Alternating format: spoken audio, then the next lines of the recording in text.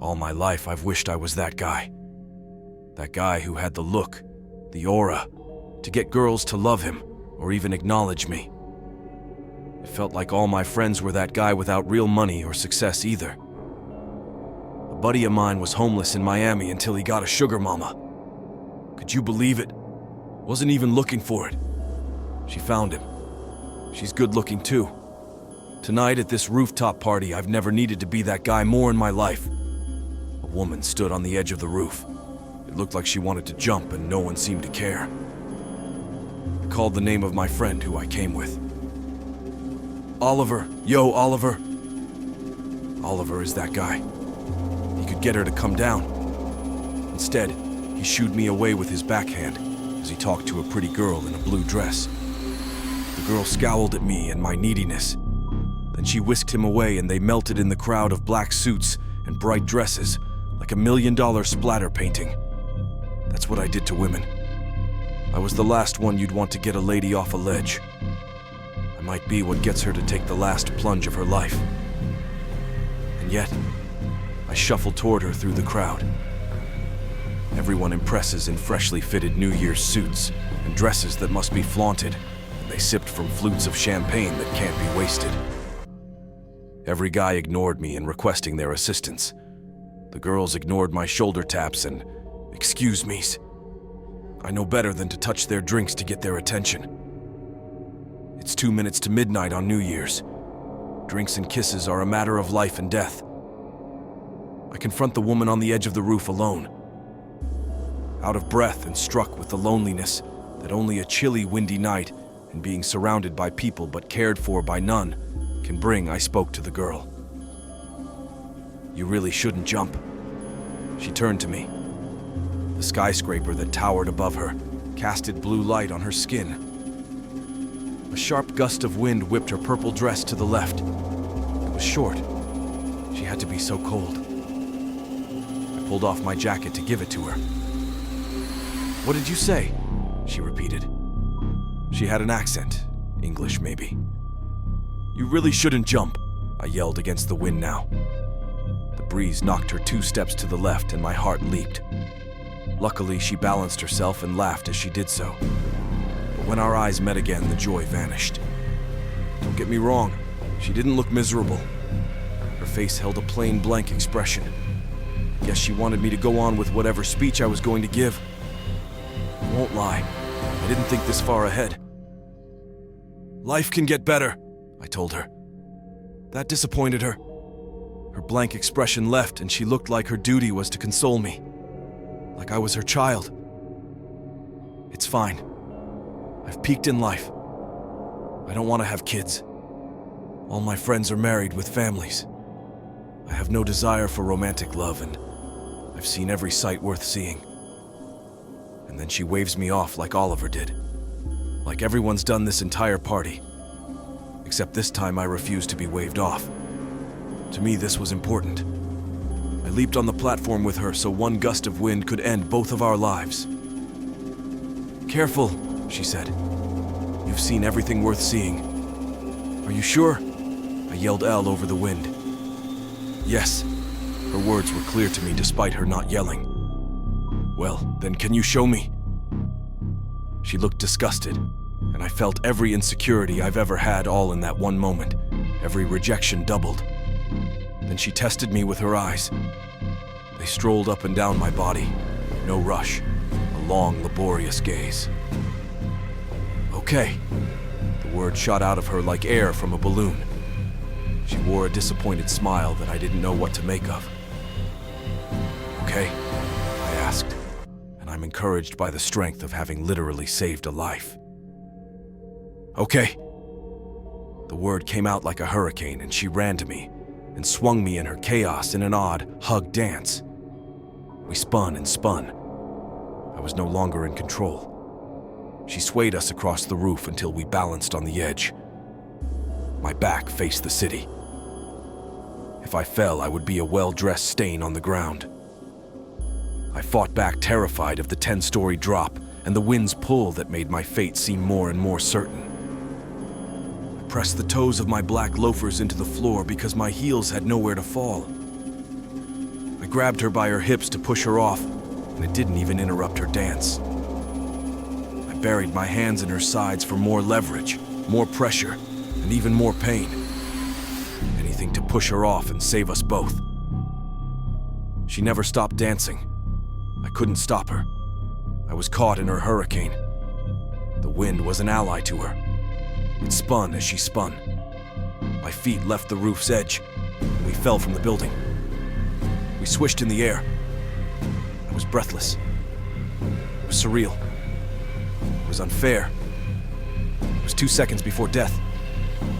Up and down my chest went, faster than I thought was safe. I screamed until she slowed time or space down. It was impossible. We floated in the air. Every color smashed together to make the world white, except her. Her brilliant purple dress stayed the same in this white world.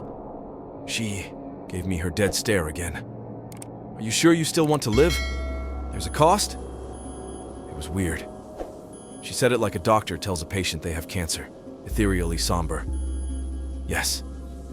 I did not hesitate. I landed on the earth, confused. Nothing made sense.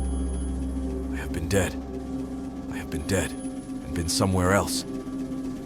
The shock of landing should have killed me. Somehow I was crouched. My knees should have burst. I should have been laid out flat, split open. The blue light from the buildings should have mixed with the red of the innards of my body. The blue light was everywhere that New Year's night. It even painted the midnight sky blue. The light at this new location was not blue. It was somewhere cold. I was cramped. I was naked. I sat at the bottom of 10 coarse stone steps that led to a single wooden door. A bulb glowed too high above me, and its faint glow was the only thing that brought light. There was a bowl with bread to my right, and water with a faint brown tint. The room was not quiet. The walls made noise. Skitter scatter. Skitter scatter. Something dripped behind me. My attempt to turn and find out made me realize my neck was chained, as well as my wrist, but my neck's chains were much tighter. I could only look forward and listen to the strange drip and to the skitter scatter behind me. I opened my mouth and my tongue was assaulted by the filth and musk in this room. In my peripheral vision, something shuffled in a cardboard box. Was it a victim of wind or was it moved by another life in this dank space? "Help!" I screamed. "Help!" The door whooshed open. My screams stopped, and prayers were answered. One fat barefoot entered first. Ankle gone, arches gone, toes like little fungus on the swollen mass that is his foot. Next came his other foot, another swollen mass, and together they made the room shake. My neck twitched and pinched back and forth in its chains. I jerked at my chains to escape before this man I could not yet see could help me.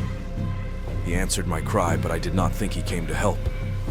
More of his frame came into view.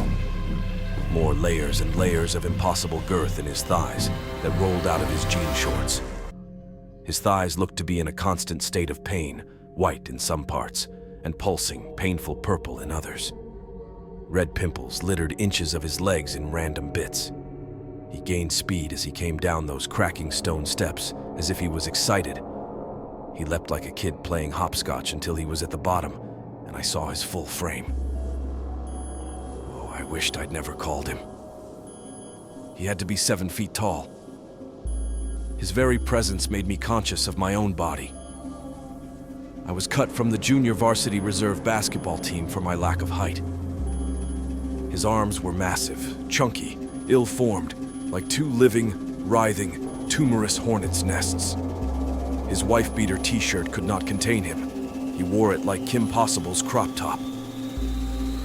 My wrist bled.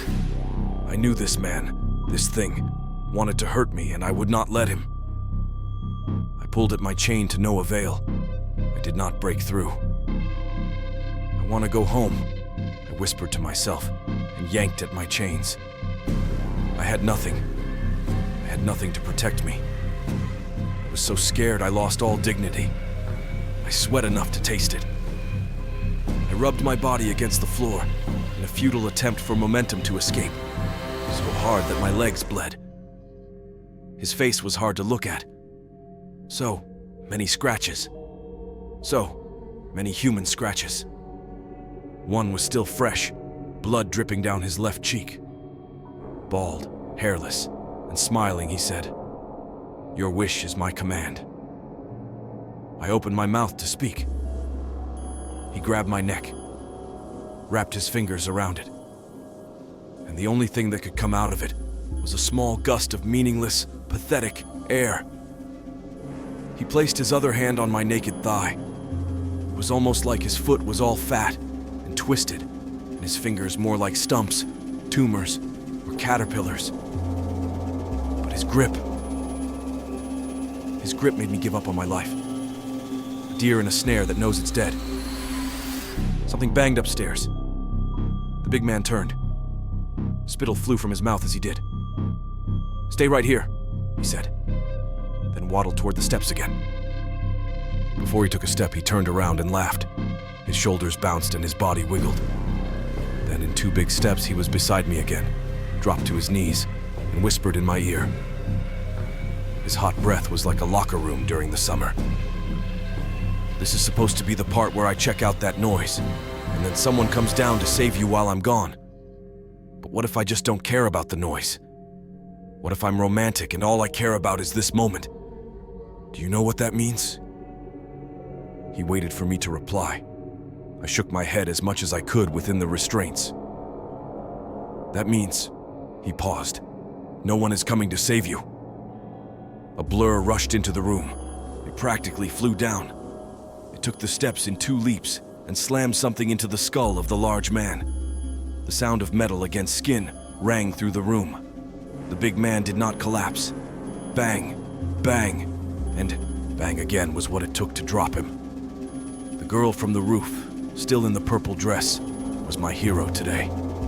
In seconds, she pulled the keys from the man and thrust them into the locks. I had so many questions for her, and thanks so much thanks. I'm sure it all waterfalled out of me. She did not respond to any. She merely grabbed my hand, and we were gone. Literally gone. We appeared somewhere else in 3 seconds.